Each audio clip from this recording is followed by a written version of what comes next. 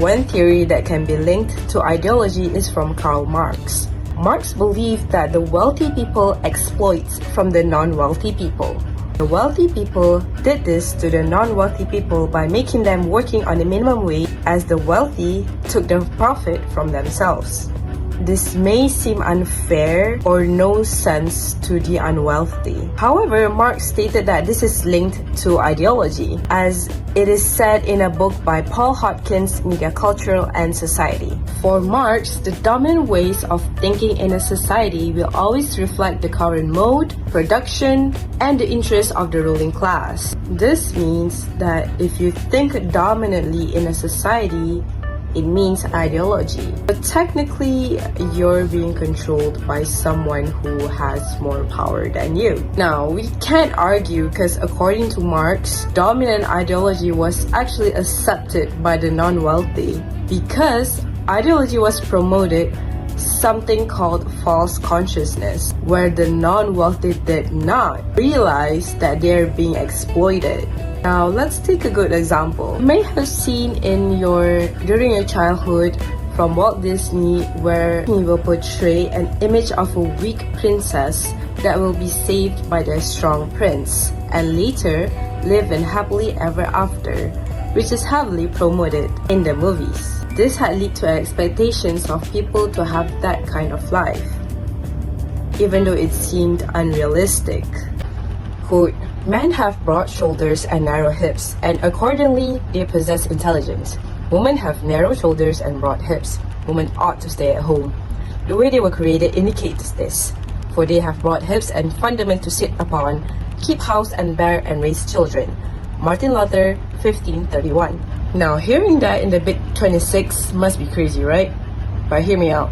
For centuries, arguments like this are often used to justify the inequality between man and woman. Society treated the division of labor as something natural and eternal. Men were expected to be providers, while women were expected to stay at home, raise children, and take care of the family. Fast forward today, while the message may have changed, the expectation still stays. Women are constantly told what they should and shouldn't do. Wear something revealing? People say you're a bit seeking attention. Wear modesty and somehow you're respected. Show too much skin and you will be judged. Cover up and you will be praised. Now, we're not talking about religion, we put that aside first. We're talking about the inequality that is happening and the attention that has been put on women for centuries. It seems like no matter what women do, there will always be someone who will comment about it. Now imagine training for years, presenting your country on the world stage and competing between the best athletes in the world, only for people to focus on your clothing rather than your achievements. And this is what exactly happened in the case of Dabita Sabri. Instead of celebrating her achievements, skills, dedication as an athlete, much of this online discussion have shifted on what she was wearing. Yo has urged the public not to impose their personal preferences on athletes who only had one goal in mind, which was to excel in their field of sports. During the Paris Olympic Games, some had questioned national diver Noor Tabita Sabri's sports attire, suggesting that sports brands should release more Sharia-compliant swimsuits. So here's the question. Why are women still being evaluated based on appearance before ability?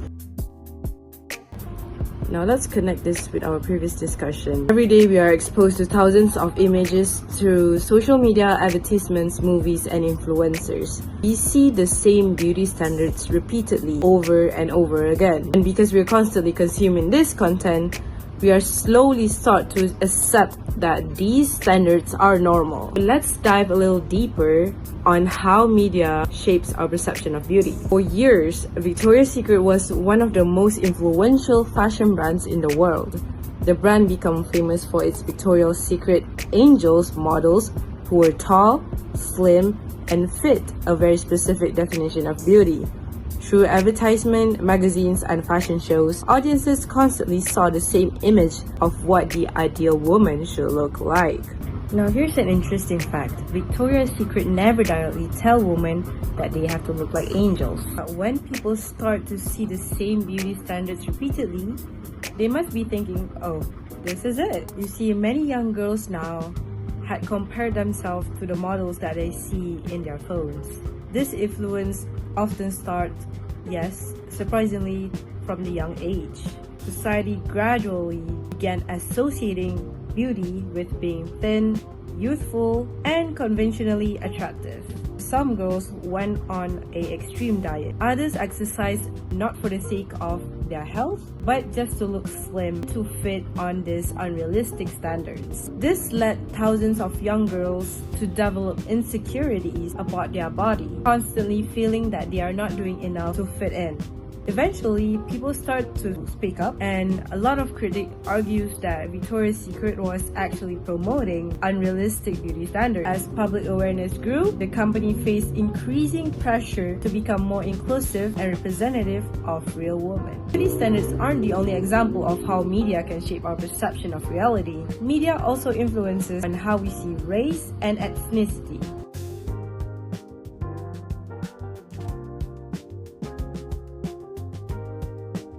For decades, Hollywood promoted another controversial practice known as whitewashing. While Victoria's Secret influenced audience by presenting a narrow image of beauty, whitewashing influenced audiences by presenting a narrow image of who deserve to be seen on screen. This brings us to the next case. If representation matters so much, why were characters from Asian and people from minority backgrounds often replaced by white people on major films? Now, let's take a look on one of the popular examples of whitewashing movie, Ghost in the Shell. The original Ghost in the Shell is a Japanese manga and anime series. The character, Major Motoko Kusanagi, is Japanese. However, when Hollywood adapted the story into a live-action film in 2017, the role was given to Scarlett Johansson, a white American actress. This decision had sparked controversy around the world. Many people questioned why a Japanese character was not played by a Japanese actress. Critics argued that Hollywood was once again replacing an Asian character with a white actor, despite claiming to support diversity and representation. Supporting of the casting argued that Scarlett Johansson was a well-known actress that could attract a large audience and generate more profit on the film. But this raises one more important question. If Asian stories can only be successful when told through white actors, what message does that send about Asian actors and their place in the entertainment industry? This is where media ideology becomes relevant. For decades, Hollywood operated under the assumption that white actors are more marketable and commercially valuable. Because of this idea was repeated so long, many people has accepted it as normal. However, the success of Asian production films such as Squid Game or Parasite has changed this belief. This production achieved global success without replacing Asians actors or altering their cultural identity. This showed that the issue was never whether audience would accept Asian actors. It was an industry belief that had become normalized over time. And that is how ideology works. The media doesn't just reflect reality, it shapes what society believes is normal, valuable, and worthy of representation.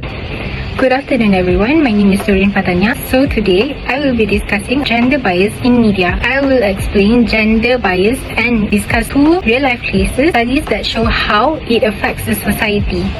So, before we look at the case studies, let's understand what gender bias is. Gender bias occurs when media represent one gender over another or portrays gender in stereotypical way. According to the Global Media Monitoring Project 2020, women make up only about 25% of people featured in news stories worldwide. This shows that gender bias is still existed in the media nowadays. So, question for everyone, who here watches football, badminton or any sports? Most sports fans can easily name famous male athletes, but can we name the same number of female athletes? The reason is that women's sport receive much less media attention. Studies have shown that women's sport receive less than 10% of total sports media coverage. For example, the FIFA's Women's World Cup attracts millions of viewers globally and features world-class athletes. However, compared to the Men's World Cup, women's matches receive less airtime, there are fewer advertisements, and media coverage is much lower. This sends a message that men's sports are more important than women's sports. So as a result, female athletes receive fewer sponsorship, they earn less recognition, and young girls have fewer sports role models. Imagine training every day, winning championships, and still receiving less attention simply because of your gender. That is a clear example of gender bias in media. Let's have a quick show of hands. If a Malaysian woman who win a world championship tomorrow, should she receive the same media attention as male athletes? Most people would say yes, but unfortunately, media coverage does not always reflect that media equality. Moving on to our second case study, this case study involves politics. When male politicians appear in the news, media often discuss their policies. Moving on to our second case study. Our second case study involves politics. So, in the politician world, male politicians appear in the news media often discuss about their policies, leadership, and experience, while when female politicians, they always get criticized by media coverage that focuses on their appearance, roles, and emotions, rather than their qualifications. For example, is Hillary Clinton in United States during 2016 presidential election. She was described by media that focuses on her clothing, her style, and her voice, rather than her experience, rather than her leadership. So people found her likable. Meanwhile, male candidates were more often evaluated based on their political ideas and leadership abilities. Think about it. If a male politician wear the same suit every day, most people won't notice. But if a female politician changes her hairstyle, it may become a news story. This shows how media can focus more on appearance than qualifications when reporting on women. The impact includes creating unfair standards, influencing voter perceptions, discourage women from entering politics, and reinforcing stereotypes that leadership is mainly a male role. So, another example also shows how media ideology shapes public opinion. Some people may think it's only media why it's important, but the answer is simple. Media influence how we think, how we believe, how we admire someone, and what career we pursue. So if media repeatedly portray women as less important in sports, politics, or leadership, society may start accepting those ideas are normal.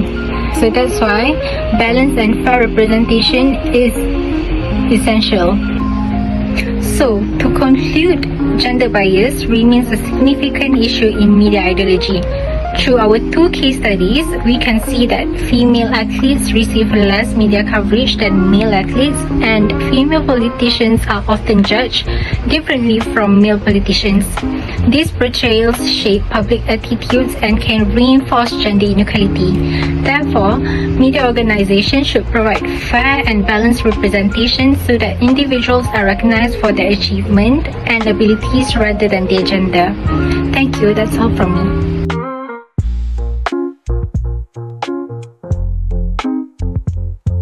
Assalamualaikum and good morning to everyone. So my name is Rina Usna. Today's topic is new media and the culture of distraction. So what is a new media? New media is a digital communications platform that share information through technology and also internet. Social media, website, podcasts, mobile apps, and also video share website are the example of it. The culture of distractions has emerged as a result of extensive uses of new media. Pupil focus and attention might be disrupted by the constant barrage of notifications, message, video, and also social media update. The first cases is Tajuddin Abdul Rahman mass controversy during LRT accident press conference. So in 2021, there is a LRT accident near KLCC. Then, the chairman of the Prasarana, Mr. Tajuddin Abdul Rahman, made a press conference to address the accident and provide updates regarding the incidents. However, the public attentions was quickly shifted to his failure to wear a proper mask during a COVID-19 pandemic. Instead of focusing on the informations, the accident, the victims update, people and online discussion concentrate to his appearance and compliance with the COVID-19 safety rules because of how the masks that he used and are not the one that we need to use. Next is a W Korea Love Your W Breast Cancer Awareness Events in South Korea 2005. Event was intended to spread awareness about breast cancer and also related charitable causes. However, the updates from the social media and news from the event turns out to be a different things. People saw that the event wasn't about a charity event itself. Public attention shifted away from the health issue and focused more on celebrity appearance, fashions, luxury brands, performance, and other things. So many online discussions centered on which celebrity attends, what they wear, and also a viral clip from the event. What the viral clip was is the celebrity at the events are drunk, partying, and also dancing like they're at the party event instead of a charity event. It's a charity event of breast cancer, but they don't even wearing such a pink ribbons and also spread educational messaging at the event. So people are mad and criticized for the appearance more like a celebrity networking party than a normal health awareness event. Moving on to subtopic 3, which is the creativity and efficiency decreases. So this show TikTok brand article. So a relevant cases is the TikTok brand phenomenon, which gained global attention in 2025. Researchers found that excessive consumption of short-form videos on TikTok, Instagram Reels, and YouTube Short may negatively affect attention span, memory, and learning ability. For example, many students opened TikTok during a study break but ended up scrolling for too much longer than intended. As a result, they spend less time focusing on their studies and may struggle to concentrate afterwards. This case shows how new media can reduce creativity because creative thinking requires deep focus and reflection. It also reduces efficiency because users spend more time consuming content rather than completing productive tasks. So next is the subtopic 4, which is multitasking does not exist. A suitable example is the rise of second screening where people use their smartphone while watching Netflix or television. So this shows a Guardian article screenshot. For example, someone may watch a movie while scrolling through TikTok or replying message. Although they believe they are multitasking, researchers explain that the brain is actually switching attention between tasks. As a result, viewers often miss important scenes and have difficulty remembering details from the program. This case supports the argument that multitasking is largely a myth because divided attention reduces comprehension and overall performance. Finally, is the subtopic 5 focuses on hyper-connected society affecting relationships. So this case I involve Selena Gomez and Justin Bieber cases. So this is the article. So a well-known example is the relationship between Selena Gomez and Justin Bieber. Even years after their breakup, fans continue to discuss and analyze their relationship on social media platforms such as TikTok, Instagram, and X. For examples, users frequently create videos analyzing song lyrics, all interviews, and social media posts, generating millions of views online. So this case demonstrates how relationships in today's digital age are constantly exposed to public attention. The lack of privacy and continuous online discussion can create pressure and emotional stress for those involved. In conclusion, all the cases show that while new media provides entertainment and connectivity, it also creates a culture of distraction. Excessive media consumption can reduce creativity, lower efficiency, weaken concentration, and even affect personal relationships. Therefore, users should develop healthy digital habits and learn to manage their media usage responsibly. That's all from me. Thank you.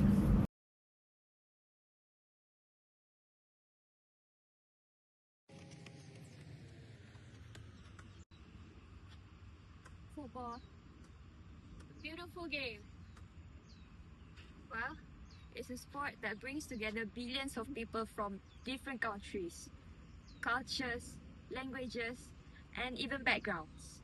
But apparently, it also brings together millions of people who believe that they know more than professional referees after watching a 12-second TikTok video clip that is blurry. Let's take this somewhere else, shall we? Because it looks like the weather is not giving us much positive energy here. I think it's about to rain. Let's go. And now, traditionally, the World Cup is about football and goals, passion, national pride. People crying dramatically while their country loses. And occasionally, English fans saying, "This is our year."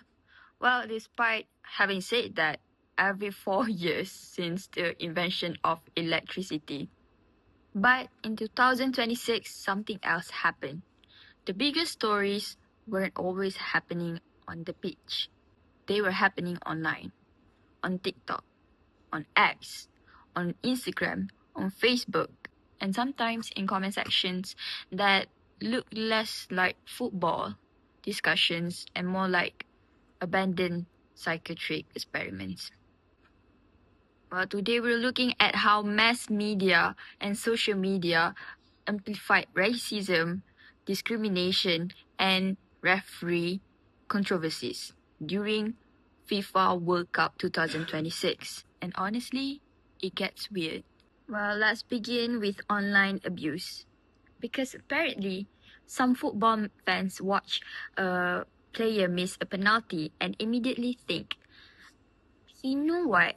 This situation needs racism, which is genuinely insane thought process. A football player misses a shot and suddenly someone on the internet decides to write a comment so offensive that it would get them removed from a family WhatsApp group.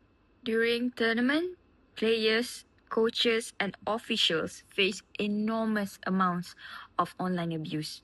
Not criticism, not analysis, abuse. Racist remarks, discriminatory language, personal attacks, and the kind of comments that make you wonder whether some people watch football or simply use football as a creative writing exercise for hate speech.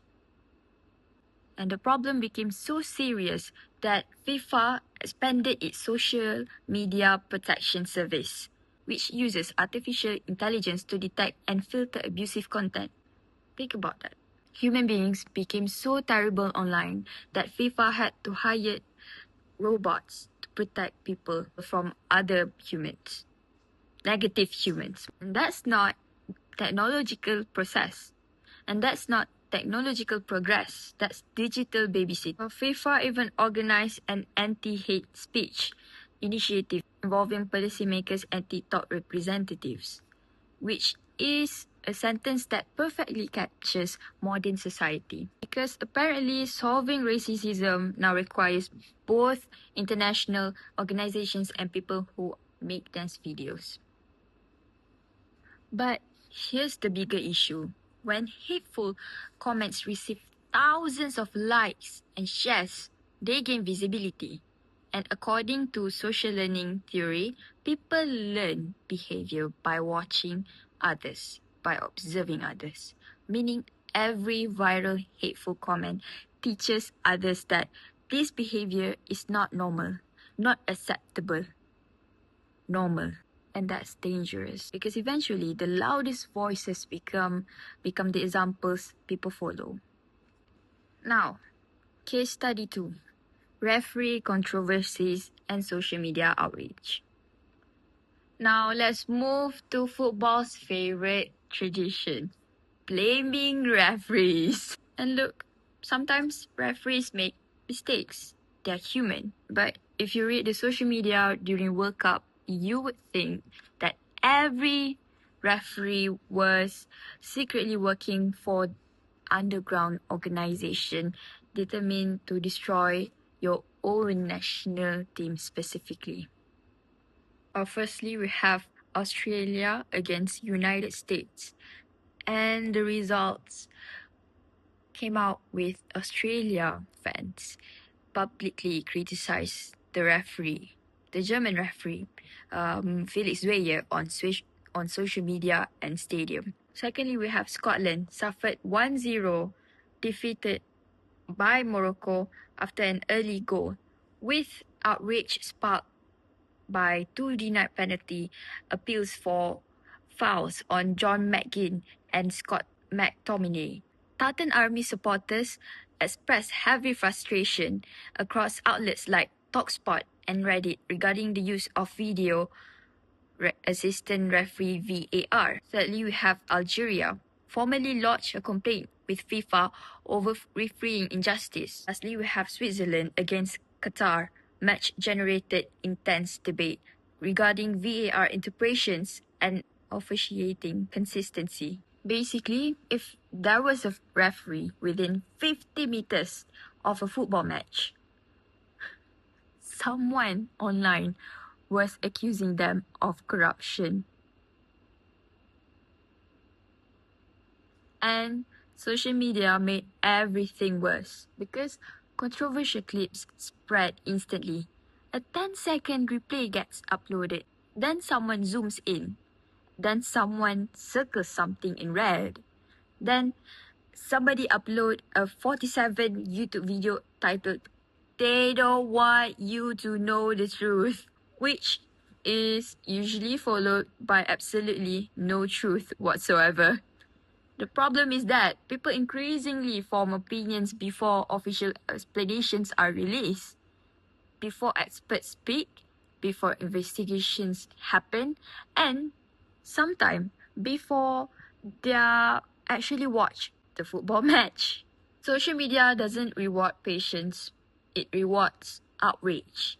The angrier you are, the more engagement you get, because in that way, engagement is the internet's favorite currency. Moving on to the next case, the VAR hand gesture controversy. Now let's discuss perhaps the strangest controversy of the tournament. A VAR official was accused of making a hand gestures associated with white supremacist groups. A clip appeared online. People immediately reacted. Articles were written. Posts went viral. And then arguments exploded. Everyone suddenly became an expert in body language analysis. Within hours, millions of people had already decided what had happened. The only problem? Nobody actually knew what happened. But FIFA investigated, reviewed the evidence, and ultimately cleared the official. But by then, public opinion had already formed. Because social media works like a microwave. Everyone wants immediate results. Nobody wants to wait. And this demonstrates something communication scholars call framing. Because the way information is presented influences how people interpret it. People weren't reacting to the investigation. They were acting to the narrative. And once a narrative goes viral, facts often arrive late to the party. So why is this matters? So what does all of this tell us about mass media and socialization? A lot, apparently. According to social learning theory, people learn behavior through observation, meaning online hostility can spread instantly because people keep seeing it. Whereas cultivation theory suggests that repeated media exposure shapes our understanding of reality. If fans constantly see stories about corruption, discrimination, and controversy, they may begin believing football is defined by those issues, even if those stories only a small part of the tournament. And agenda setting theory tells us that the media doesn't necessarily tell us what to think. It tells us what to think about. And during World Cup 2026, discussion about racism and controversy received more attention rather than the actual football itself, which is remarkable. Imagine being one of the best athletes in the world, scoring the winning goal, only to discover that the internet is more interested in arguing about a referee's elbow movement. That's gotta be frustrating. To sum this up, FIFA World Cup 2026 demonstrates that modern football is no longer confined to the pitch. Every match now has a second game happening online. A game of narrative, outrage, debates, hashtag, memes, and occasionally complete nonsense. Mass media remains incredibly powerful. It connects global audiences, creates communities, but it can also amplify hostility, misinformation, and division. The World Cup may last only a few weeks, but the conversations surrounding it can shape perceptions for years. And if FIFA World Cup 2026 teaches us anything, it's this: football isn't just being played in stadiums anymore. It's being played in comment section. And honestly, that might be the scarier competition. And that's all for me. Thank you.